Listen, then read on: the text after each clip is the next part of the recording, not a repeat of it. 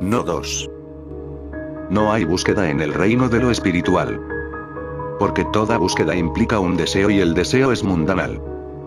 Poco importa lo que desees, el hecho mismo de desear basta para hacerte mundano. Pero todos los deseos surgen de un concepto erróneo, del concepto erróneo de que te hace falta algo, de que necesitas algo. Y eso es falso. No te hace falta nada. No necesitas nada.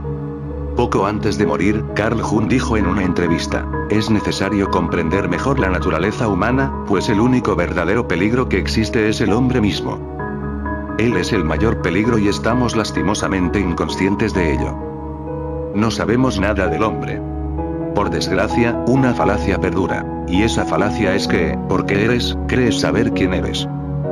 Sientes que eres, pero no sabes quién eres. Porque no basta tener solo un sentimiento confuso o vago de que eres. Tiene que ser algo tan claro como el cristal. Tiene que convertirse en una inquebrantable luz en tu interior. Quien se conoce a sí mismo nunca se preocupa por lo que piensan de él. Pero quien no se conoce a sí mismo, siempre está preocupado, porque todo su conocimiento consiste en las opiniones de los otros. Su conocimiento es solo un archivo en el que ha acumulado lo que la gente piensa de él. Esto no es conocimiento de ti mismo. Es ignorancia de ti mismo, que escondes, disfrazas, mediante las opiniones de los demás. Tu identidad, tu imagen, está hecha por los otros. No sabes quién eres, y estás condenado a una constante ansiedad porque los demás van cambiando sus opiniones. Una familia me había invitado a su casa. Yo estaba sentado en el jardín al atardecer. El sol se ponía y los pájaros regresaban a los árboles. El niño de la familia estaba sentado a mi lado. Le pregunté, ¿sabes quién eres? Los niños son más claros, más perceptivos que los adultos, porque los adultos ya están contaminados por toda clase de ideologías y creencias. El niño me miró y dijo, esa es una pregunta muy difícil. Yo dije, ¿dónde está la dificultad? Él contestó, la dificultad está en que soy hijo único y, desde que recuerdo, cada vez que vienen invitados unos dicen que mis ojos se parecen a los de mi padre, otros que mi nariz se parece a la de mi madre, otros que mi cara se parece a la de mi tío, otros que tengo las pestañas de mi abuela. Así que no sé quién soy, porque nadie dice que algo se parezca a mí. Le dije, sí que es difícil. Podemos obtener la respuesta a lo que en verdad somos cuando logramos desnudarnos de nuestra personalidad, que es nuestra fachada, y descubrir nuestra individualidad, que es nuestra verdad. Cuando Gautama Buda, luego de años de exilio autoimpuesto, regresó a casa y fue a ver a su mujer, ella estaba muy enojada. Su mujer le hizo solo una pregunta. Dijo, he esperado durante todos estos años y solo quiero hacerte una pregunta. Sé sincero, di la verdad y respóndeme tan solo una cosa. Lo que hayas logrado alcanzar en los bosques, ¿no te hubiera sido posible alcanzarlo aquí, en palacio? ¿Solo se encuentra a Dios en el bosque y no aquí donde está la gente? Su pregunta es de tremenda importancia.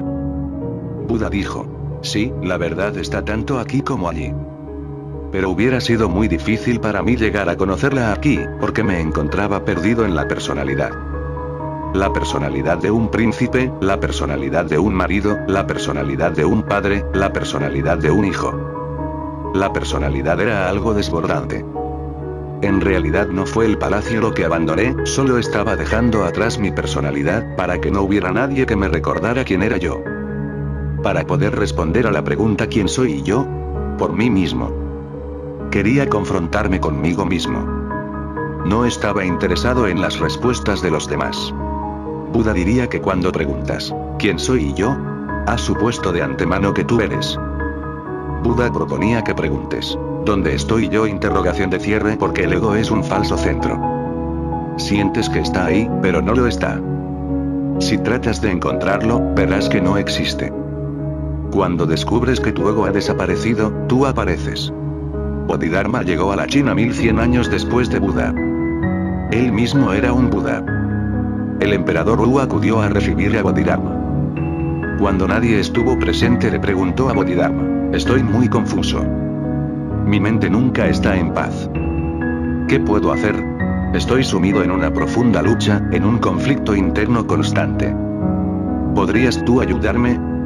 Bodhidharma dijo, haré algo. Ven temprano de madrugada, a las 4 en punto, pero recuerda que debes traer tu yo. El emperador pensó, ¿o este hombre está loco o no he entendido lo que ha dicho? Y dijo, desde luego vendré. Vendré con mi yo. El emperador no pudo dormir en toda la noche. Aquello parecía absurdo. ¿Qué ha querido decir este hombre? Y empezó a dudar sobre si acudir o no acudir, y tenía que hacerlo a una hora muy temprano, a las 4 en punto de la madrugada. Y Bodhidharma le había dicho que acudiera solo. Deja únicamente a tu yo que acuda contigo, a nadie más. De modo que nadie se enteraría de lo que iba a hacer, y aquel hombre parecía un loco. Podía ser hasta peligroso. Pero aún así, se sintió tentado.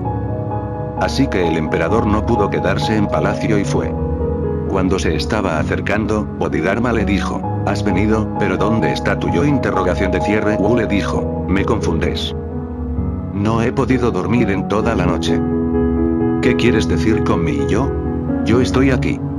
A lo que Bodhidharma dijo, dame tu yo. Lo voy a dejar tranquilo, silencioso, en paz. Cierra tus ojos y descubre dónde está. Dímelo y lo haré desaparecer totalmente y nunca surgirá un problema de nuevo. De modo que el emperador Wu cerró los ojos y se sentó ante Bodhidharma. La mañana estaba en absoluto silencio. No había nadie por allí. Podía escuchar su propio aliento, escuchar los latidos de su corazón. Y Bodhidharma estaba allí diciéndole constantemente, ve hacia tu interior y descubre dónde está. Si no eres capaz de hallarlo, ¿qué voy a hacer yo? Y buscó y buscó y buscó durante horas. Luego abrió sus ojos y era un hombre diferente. Le dijo, no lo hallo por ninguna parte. Es todo vacío. No hay un yo. Bodhidharma le dijo, si no hay yo y todo es vacío, ¿hay alguien que esté en desasosiego en tu interior? ¿Dónde está ahora la angustia de la que hablabas?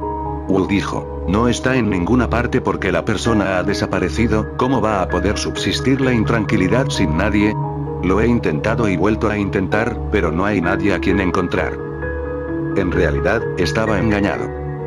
Siempre creí que había un yo en mi interior. Traté de descubrirlo y resulta que no está. Hay simplemente un vacío, una vacuidad, una nada. A lo que Bodhidharma respondió, ve ahora a tu casa y siempre que sientas que has de hacer algo con tu yo, descubre primero dónde se encuentra. Es una falsa entidad. Debido a que nunca nos hemos preocupado en buscarlo, parece que existe. Pero si meditas, si te vuelves silencioso, sentirás un vacío, porque serás incapaz de descubrir el ego.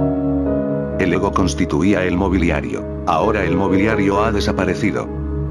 Eres simplemente una habitación vacía, más bien, una ausencia de habitación. Incluso las paredes han desaparecido. Formaban parte del ego. Toda la estructura ha desaparecido, por eso descubres un vacío. Este es el primer paso, cuando el ego desaparece. Es una falsa entidad, no existe. Solo aparenta existir y sigues creyendo que está allí. Está en tu pensar, no en tu ser. Pertenece a tu mente, no a tu existencia. Debido a que crees que existe, existe. Cuando tratas de encontrarlo, no lo encuentras. Entonces percibes el vacío, la nada. Permanece ahora en este vacío, persiste en esta vacuidad. Si empiezas a pensar, lo llenarás de nuevo. Si puedes quedarte en el vacío sin escapar de él mediante el pensar, de repente el vacío desaparecerá, tal y como el ego ha desaparecido, porque, en realidad, parece un vacío debido al ego. El ego era aquello que lo estaba llenando. Era el mobiliario, no había tal vacío. Ahora el ego ha desaparecido, por eso percibes un vacío. Este sentimiento de vacuidad se debe a algo que había siempre allí y que ahora ha desaparecido. El vacío es solo la parte negativa del ego. Este vacío ha de desaparecer también. Cuando profundizas en el vacío, sin pensar, sin vibración alguna de la mente, si permaneces en esto, de repente el vacío simplemente desaparece y se conoce al verdadero yo. Entonces estás centrado, has llegado a tu verdadero centro. De manera que hay primero un falso centro, luego la ausencia del falso centro y luego el verdadero centro. Concentramiento quiero decir hallar la auténtica base del ser. No es tu centro, porque tú eres el falso centro. De modo que no es tu centro. Es el centro, sencillamente el centro del ser. La existencia misma está centrada en él. Es el centro de todo. Tenemos muchas personalidades, muchas máscaras. Las palabras personalidad e individualidad no han de confundirse. Son totalmente distintas. La personalidad pertenece al ego, la individualidad al ser, a la esencia. La personalidad es tan solo una fachada. No tiene que ver nada con la individualidad. Individuo es lo que eres. Personalidad es lo que aparentas ser. Por eso tenemos muchas caras, múltiples personalidades. Y cuando te refieres a alguien como que tiene una gran personalidad, únicamente quieres decir que es un gran actor. La famosa máxima de Sócrates es conócete a ti mismo. Pero debe completarse, no está completa. Antes de conócete a ti mismo hace falta otra máxima, sé tú mismo. De otro modo quizá podrías llegar a conocer al actor, la máscara que te has puesto. Conocerte es lo segundo, lo primero es ser tú mismo. Aceptarte a ti mismo equivale a empezar a aceptar todo, y cuando aceptas la existencia, solo tienes que disfrutar. No queda ninguna queja, ni resentimiento, te sientes agradecido. Entonces la vida y la muerte son buenas, y también la alegría y la tristeza, como lo es estar con la persona amada o a solas. Así, todo lo que ocurra es una bendición. Entonces, quien seas, es maravilloso y suficiente. Simplemente sé eso. Deja de convertirte en sé. Se dice que en los tiempos modernos ha habido 3 revoluciones que han herido gravemente el orgullo del hombre. Una fue la de Nicolás Copérnico. Copérnico dijo que la Tierra no es el centro del universo y que el Sol no gira alrededor de la Tierra, sino que es la Tierra la que gira alrededor del Sol.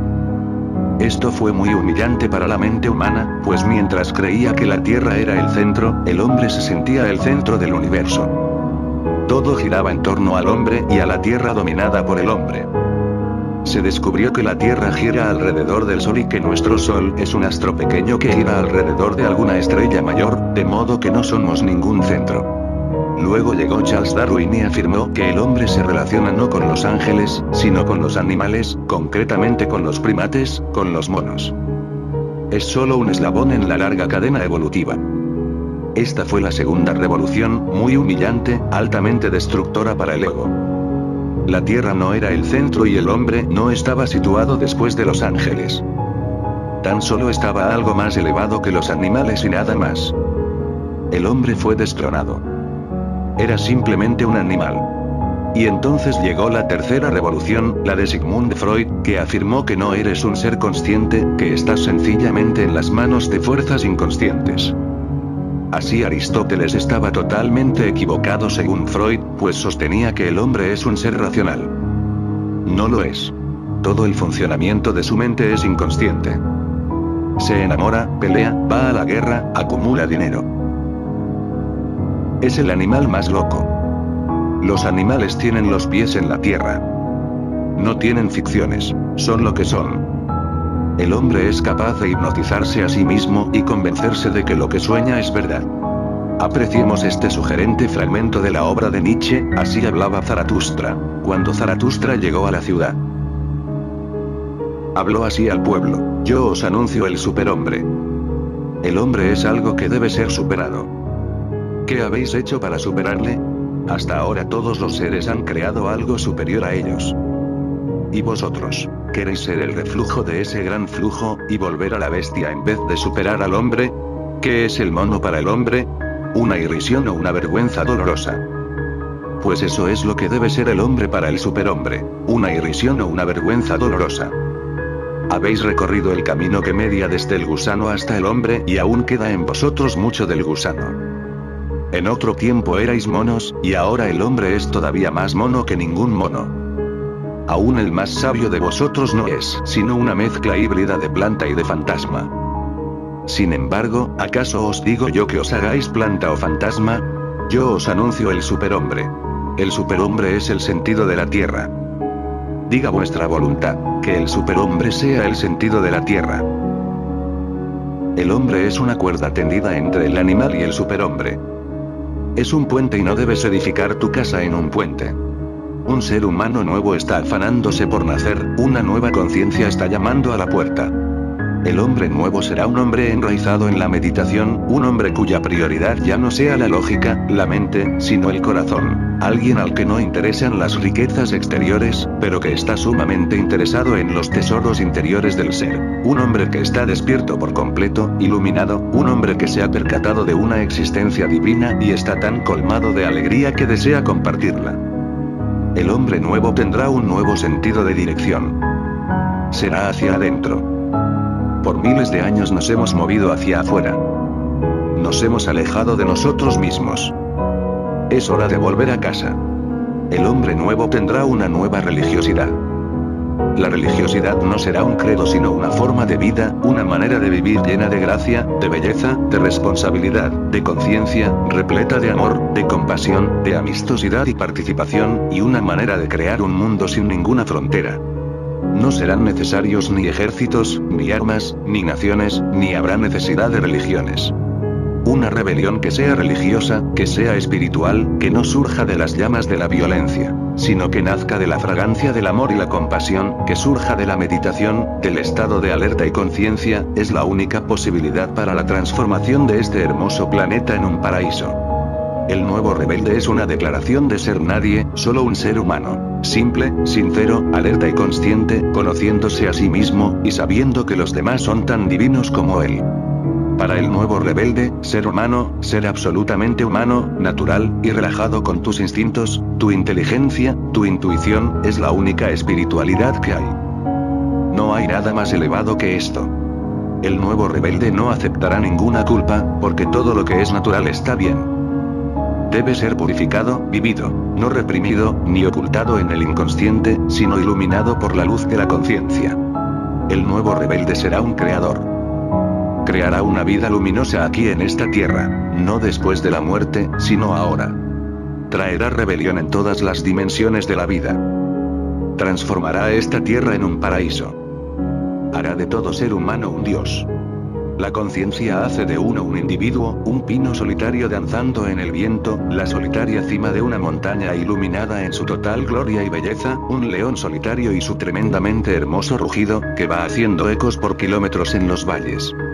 La muchedumbre es siempre un rebaño de ovejas, y todos los esfuerzos del pasado han sido para convertir a cada individuo en parte de un engranaje, en una parte muerta de una muchedumbre muerta. Cuanto más inconsciente es y más es dominada su conducta por la colectividad, tanto menos peligroso es. De hecho, se vuelve casi inocuo. No puede destruir ni siquiera su propia esclavitud. Al contrario, empieza a glorificar su propia esclavitud, su religión, su nación, su raza, su color. Estas son sus esclavitudes, pero empieza a glorificarlas. Como individuo no pertenece a la muchedumbre. Cada niño nace como individuo, pero raramente un hombre muere como un individuo. Entre tu nacimiento y tu muerte, tu danza debería permanecer como una búsqueda consciente, solitaria, hacia las estrellas. Solo, sin transacciones, un espíritu rebelde. A menos que tengas un espíritu rebelde, no tienes espíritu en absoluto. No hay disponible ningún otro tipo de espíritu. Una persona realmente rebelde es aquella que no está ni a favor ni en contra de la sociedad. Aquella que simplemente vive de acuerdo con su propia comprensión. Si va en contra de la sociedad o a su favor, es irrelevante. El rebelde puede estar equivocado, pero exige que se le permita estar equivocado de acuerdo con su propia comprensión. La revolución solo es posible en el alma individual. La revolución social es un pseudofenómeno, pues la sociedad por sí misma no tiene alma. No puede haber ninguna revolución política, social ni económica.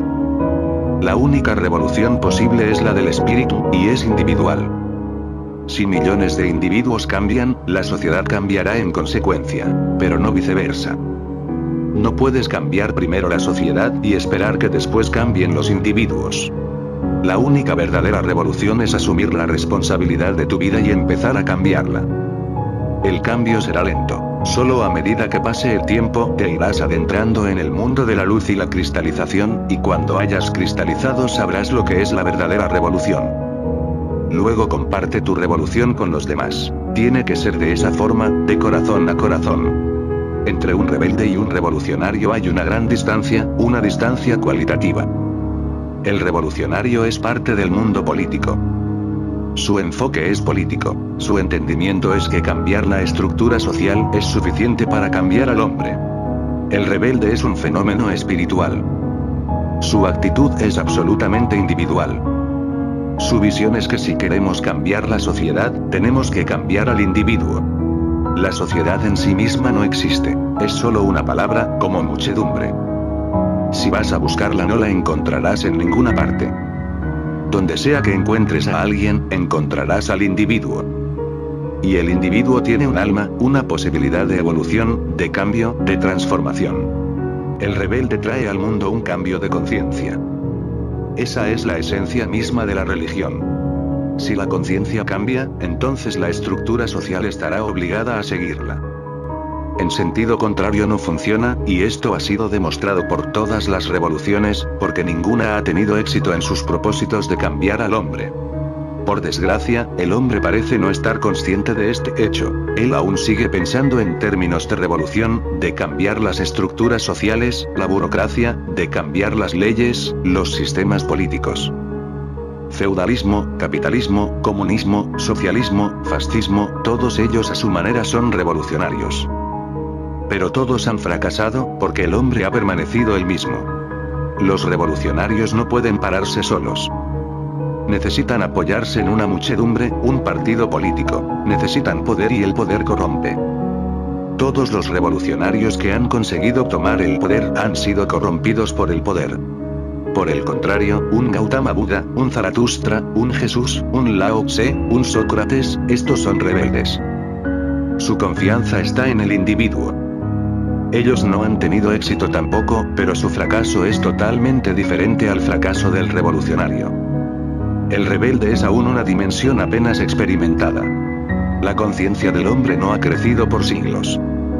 Solo de vez en cuando un hombre florece. En millones de personas el florecimiento de un hombre no es una regla, es una excepción. Y porque está solo, la muchedumbre no puede tolerarlo.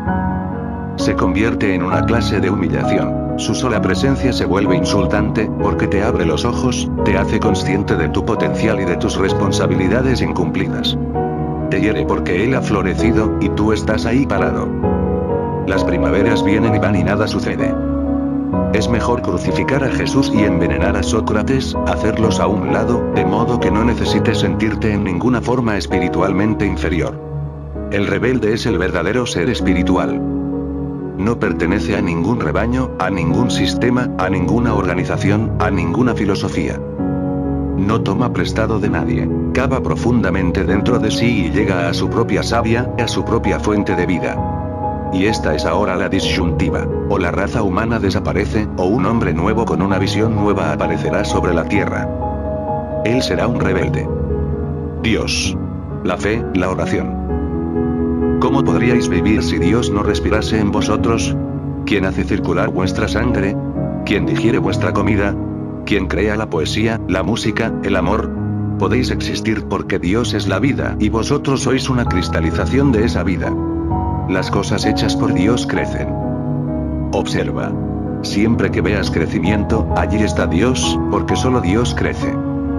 En todas las cosas es Él el que crece. El universo se expande. Hasta las montañas crecen. Un árbol crece, un niño crece. Cuando nace una hoja nueva en el árbol, es Dios saliendo del árbol. Cuando ves a una niña o a un niño riendo, es Dios riendo. Cuando ves lágrimas caer de los ojos de una mujer o de un hombre, es Dios llorando. Cuando encuentres vitalidad, sí, es Dios. Escucha atentamente, acércate más, siente atentamente. Sé cauto. Estás en suelo sagrado. Hoy, el hombre, la ciencia, han penetrado en ese suelo sagrado. Dios les ha permitido acercarse al centro mismo de su obra para participar creativamente en el gran milagro de la vida. Ahora también esas obras pueden crecer. Dios es a la vez crecimiento y perfección. Dios no es perfecto en el sentido determinado, estático. Él es perfecto porque nada le falta, pero el crecimiento continúa, de una perfección a otra. Dios es evolución, no de la imperfección a la perfección, sino de una perfección a otra mayor y a otra aún mayor. Hemos venido cometiendo el error de considerar a Dios como una persona, y todo nuestro pensamiento sobre la vida y sobre Dios se ha visto influenciado por ese concepto. Decimos que es infinitamente bondadoso, misericordioso, que nos colma siempre de sus bendiciones. Estos son los deseos y expectativas que atribuimos a Dios.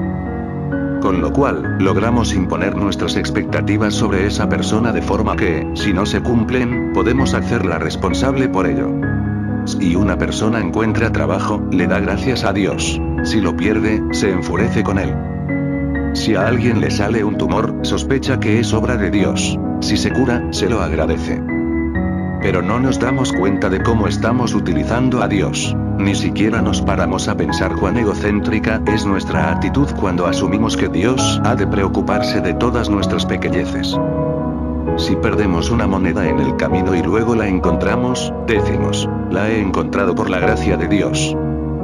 Deseamos que Dios lleve nuestras cuentas hasta el último céntimo. Esta idea satisface nuestra mente, porque entonces podemos permanecer en el centro del universo.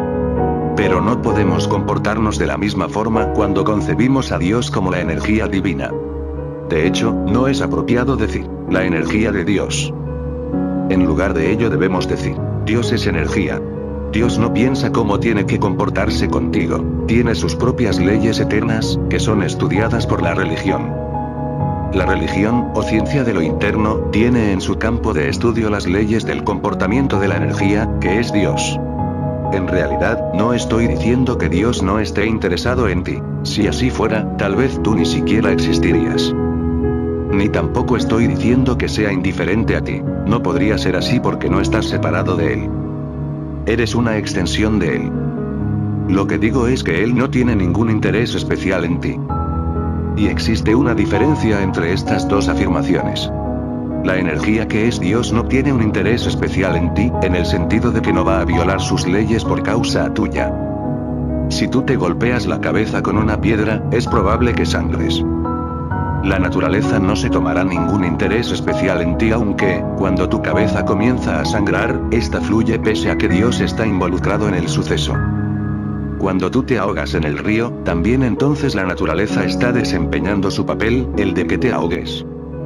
La ley determina que si te caes desde un tejado, te producirás una fractura. La naturaleza no tiene ningún interés especial en que esto no ocurra. Los que creen que Dios es una persona han fabricado muchas historias de favores divinos. Por ejemplo, que uno de sus fieles no pudo ser quemado por el fuego, ni herido cuando lo arrojaron por un despeñadero. Estos relatos son solo buenos deseos. Queremos que esto sea así. Deseamos que Dios tenga un interés especial en nosotros, ser el centro de su atención. Las funciones de la energía divina están siempre de acuerdo con las leyes. Vale decir que la energía es siempre imparcial, la imparcialidad es su único interés. Por lo tanto, hará lo que esté dentro de la ley, y nunca irá más allá. No existen milagros por parte de Dios. En consecuencia, si te comportas con discernimiento, comprensión y de conformidad con las leyes de la energía divina, esta se convierte en gracia para ti, no por parte de ella, sino por causa tuya. Si obras de forma opuesta, si te opones a las leyes de la energía divina, no recibirás ninguna gracia. Y en este caso, no será que Dios te haya retirado su gracia, sino por causa tuya. Un hombre religioso asume toda su responsabilidad. De hecho, ser un buscador significa no hacer responsable de nada a nadie, excepto a uno mismo. Si hay felicidad en mi vida, soy yo el responsable de ello. Si no tengo sosiego, es por mi causa. No hay otro responsable más que yo por cualquier estado en el que me halle. Si me caigo y me rompo una pierna, es por mi culpa, y no puedo echarle la culpa a la ley de la gravedad ni a Dios. Si esta es la actitud de tu mente, habrás comprendido correctamente. Y en este caso, el significado de una desgracia será totalmente diferente. En el momento en que vemos a Dios como energía divina, cambia la estructura total de la religión. No hemos de buscar a Dios, hemos de crear nuestra capacidad de ver. La existencia es un milagro a cada instante. Lo que pasa es que nos hemos quedado ciegos. Un pez llega a conocer el océano solo cuando es atrapado por el pescador, arrancado del océano y arrojado en la arena. Entonces, por primera vez entiende que ha vivido en el océano, que el océano ha sido su vida y que sin él no puede sobrevivir. Abramos, pues, a tiempo los ojos, y dejemos de vivir con tanta inconsciencia. Somos parte de una unidad orgánica. Estemos donde estemos, formamos parte de la existencia, estamos unidos a todos los demás por la existencia. Solo entendiendo esto nos llenaremos de reverencia por la vida y comprenderemos el significado de esa voz latina religare, que significa religión. ¿Sabes de algo más trivial que tomar el té? ¿Puedes encontrar algo más vulgar, más corriente, que tomar el té? No, no puedes. Y los monjes y maestros zen han elevado esto tan vulgar hasta lo más extraordinario. Han unido el esto con el eso, como si el té y Dios se hubieran vuelto uno. A menos que el té se vuelva divino, no serás divino, porque lo más bajo ha de ser elevado hasta lo más alto, lo ordinario ha de ser elevado hasta lo extraordinario, la tierra se ha de convertir en el cielo. Esto es lo que dice el Zen. En lo conocido has de descubrir lo desconocido, en lo familiar, lo nuevo, en lo próximo, lo lejano, en esto, eso. Solo si tu vida corriente se vuelve extraordinaria, te habrás vuelto un ser espiritual. El buscador debe esforzarse por buscar al principio pero luego acceder a un estado de no búsqueda. Cuando buscas, lo divino no puede venir a ti, pues la mente que busca está demasiado ocupada y no está disponible. No está en el aquí y ahora, está en algún punto del futuro. ¿Cuándo tendrá lugar el descubrimiento? ¿Cuándo finalizará la búsqueda?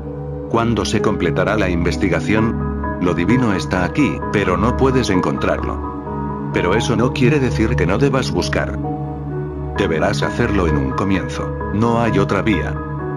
Al comienzo, debes buscar y hacer todos los esfuerzos que puedas. Solo transformándote en un fanático buscador llegarás a darte cuenta de que el encuentro solo se producirá cuando tengas una mentalidad de no búsqueda. Tal vez, mientras descanses o duermas vendrá a ti, se te presentará. Tal vez, mientras camines por la calle, allí estará. No es necesario nada de tu parte. Cuando una flor se abre, no necesita que la ayudes. Entonces caes en la cuenta de que las puertas siempre han estado abiertas. El misterio divino siempre ha estado cerca de ti. Nunca estuvo lejos. No podría estarlo, pues tú eres parte de lo divino. Donde quiera que vayas, el misterio se desplaza contigo. Hay una gran diferencia entre buscar a Dios y ser buscado por Él. Cuando ves utilizando los ojos de un maestro, Dios no viene a ti, tú vas hacia Él. Pero, cuando enciendes tu propia luz, te haces consciente y despiertas, no acudes ante Dios, es Él quien viene a ti. Esa es la diferencia. Dios está dispuesto a encontrarte, eres tú el que te has de preparar, el que ha de estar dispuesto, donde estés. Él te buscará, precipitándose hacia ti corriendo desde todas partes. Entrará en ti de mil formas y llegará a tu corazón. Somos parte de Dios y reflejamos todo el universo. Todo lo que has de adquirir está ya ahí, dentro de ti mismo. Tú has nacido perfecto, no podría ser de otro modo puesto que has nacido de la perfección. Es lo que significa lo dicho por Jesús, mi Padre y yo somos uno. Está diciendo que tú no puedes ser otro que el todo puesto que vienes del todo. Si tomas un poco de agua del océano y la pruebas, sabe lo mismo donde quiera. En una sola gota de agua de mar puedes hallar toda la química del mar. Si puedes apreciar una sola gota de agua de mar, has apreciado todos los mares, porque una gotita es el océano en miniatura. Y tú eres el océano, el todo, en miniatura. Cuando interiorizas en ti mismo te das cuenta de esta verdad, el buscador mismo es lo buscado. Hay una hermosa historia de Gautama Buda. Una mañana un hombre le preguntó, ¿existe Dios? Buda miró al hombre a los ojos y le dijo, no, Dios no existe. Ese mismo día, por la tarde, otro hombre le preguntó, ¿qué piensas acerca de Dios? ¿Existe Dios? Buda miró al hombre a los ojos y le dijo, sí, Dios existe. Su discípulo Ananda, que estaba con él, se quedó muy confundido, pero él ponía siempre mucho cuidado en no interferir en nada. Si tenía alguna pregunta, por la noche, cuando todo el mundo se retiraba y Buda se disponía a dormir, se la exponía. Pero esa tarde, a la puesta del sol, otro hombre vino con una pregunta muy parecida aunque formulada de forma distinta. El hombre dijo, hay gente que cree en Dios y hay gente que no cree en Dios. Yo no sé a quién creer. He venido a pedirte ayuda. Ananda estaba muy interesado en oír la respuesta de Buda. En un mismo día había dado dos respuestas absolutamente contradictorias y ahora surgía una tercera oportunidad, y no hay una tercera respuesta. Pero Buda le dio una tercera respuesta. No habló, cerró los ojos.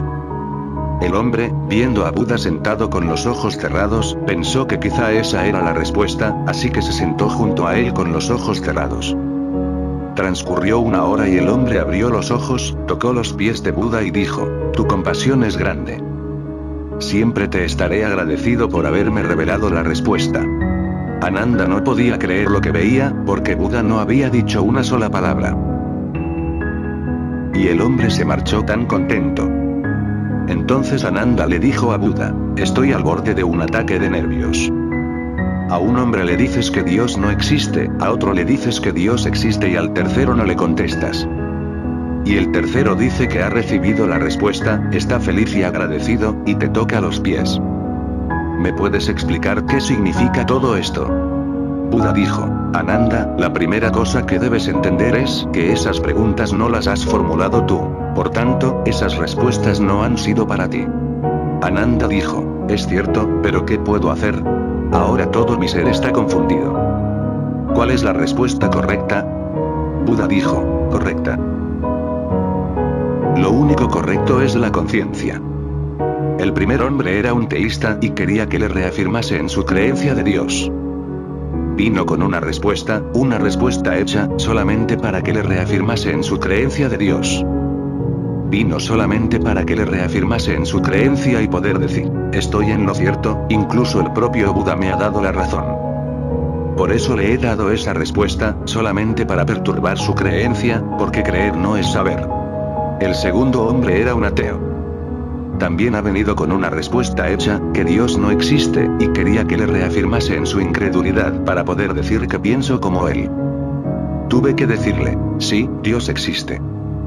Pero el propósito era el mismo. Advierte, Ananda, mi propósito.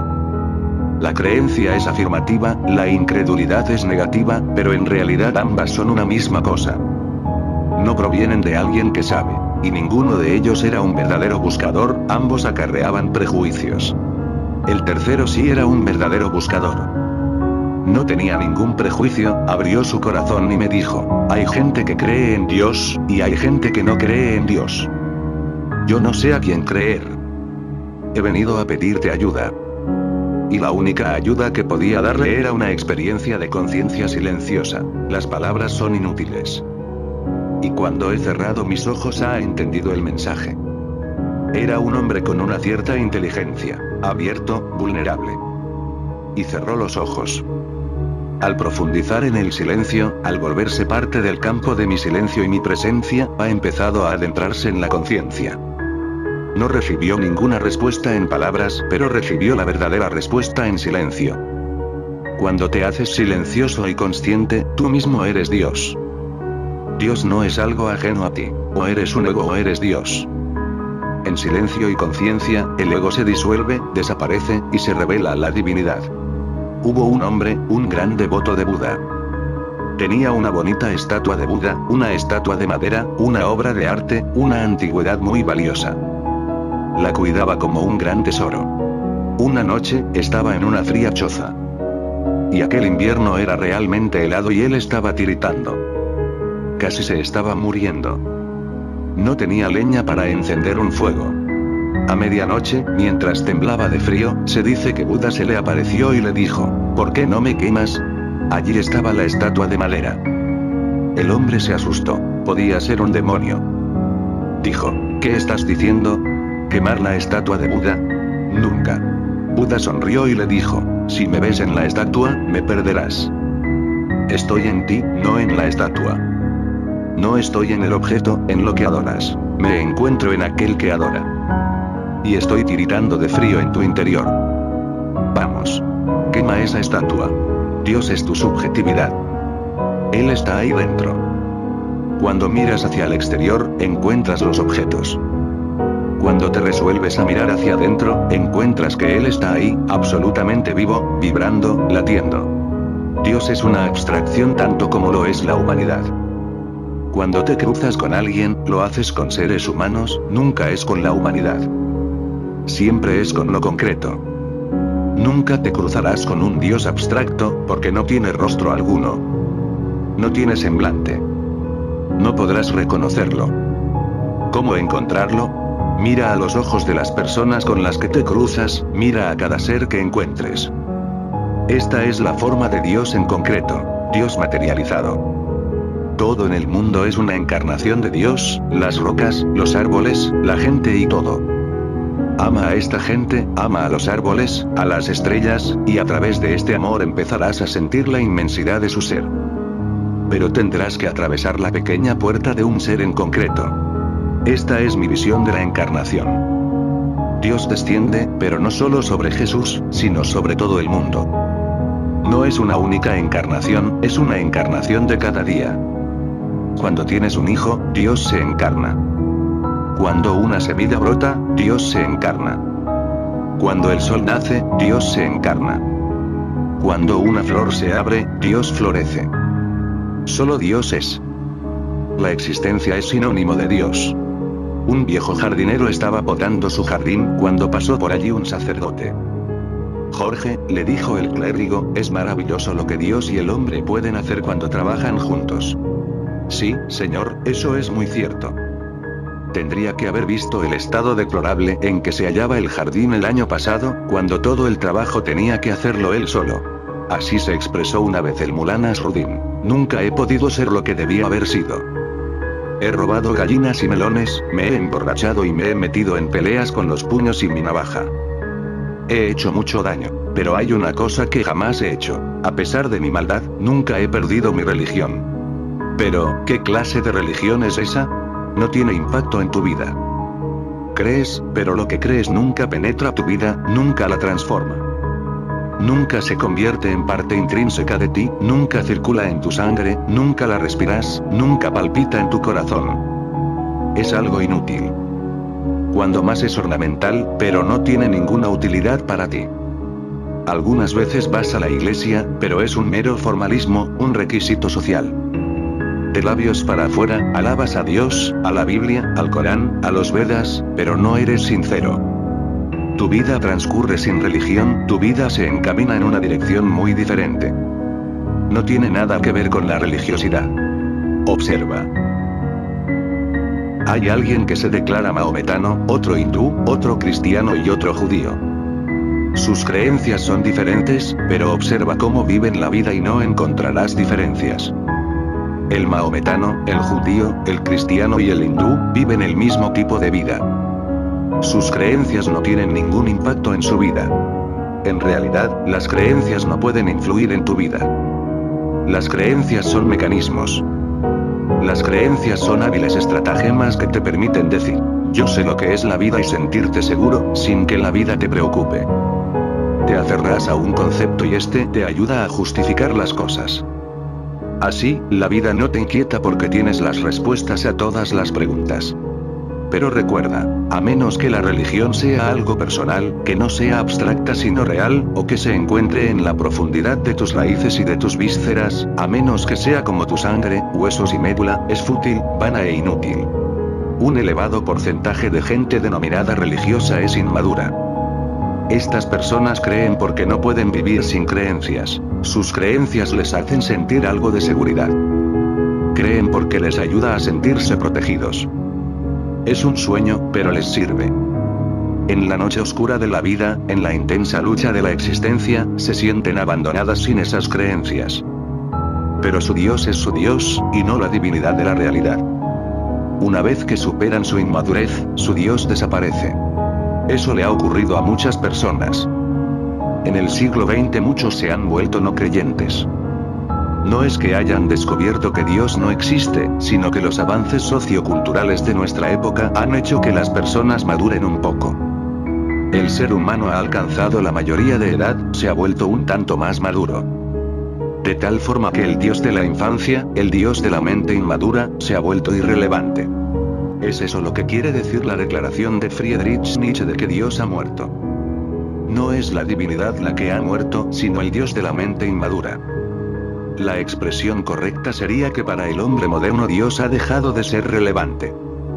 El ser humano puede ser más independiente, necesita menos de las muletas de sus creencias. Es una realidad, las personas muestran cada vez menos interés en la religión. Se han vuelto indiferentes en cuanto a lo que ocurre en las iglesias. Se han vuelto tan indiferentes que ni siquiera argumentan en contra de ellas. Si se les pregunta, ¿cree usted en Dios? Responden, que exista o no, da igual, no importa, está bien. Si ven que uno cree, responden cortésmente, sí, Dios existe. Pero si ven que uno no cree, le responden, no, no existe. Ya no es un tema que suscite fervor. ¿Qué significa la confianza? Significa que no estamos separados de la existencia, que somos parte de ella, que es nuestra casa, que le pertenecemos, que nos pertenece, que no estamos sin hogar, que este universo es un universo maternal. Podemos ser hijos del universo del mismo modo que el niño confía que siempre que tenga una necesidad vendrá la madre y se ocupará. Cuando tenga hambre vendrá y lo alimentará, cuando sienta frío vendrá y lo abrazará y le dará calor, amor, atención. El niño confía. Todo lo que tiene que hacer es gritar, llorar de modo que atraiga la atención de la madre hacia él, eso es todo.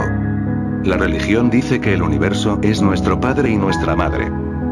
Jesús llama a Dios Abba, empleando una palabra que se acerca más a papá que a padre.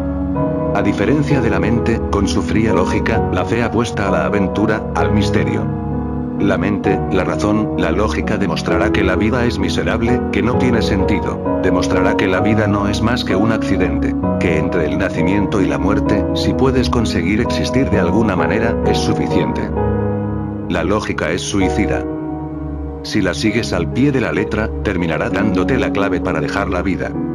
La fe, en cambio, no pregunta, no discute, simplemente entra a lo desconocido, trata de experimentar. Vivir esa experiencia es el único argumento de un hombre de fe. La fe conduce al abandono porque, cuando más pruebas con la fe, más experimentas. Tu vida se vuelve intensa y a cada paso te dice, ve más allá. Trasciéndelo todo y sigue más allá. Y la vida se convierte en una aventura, en un descubrimiento permanente de lo desconocido.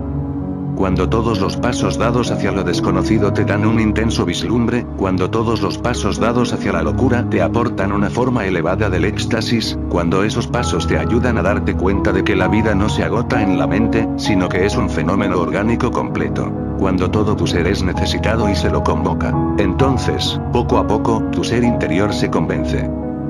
Pero no se trata de una convicción lógica, es experiencial, vivencial. O bien puedes decir que es existencial y no intelectual, es total. El abandono es la mayor apuesta. Abandonarse significa dejar completamente de lado la mente. Abandonarse quiere decir volverse loco. Este tipo de locura es la única forma valiente de vivir.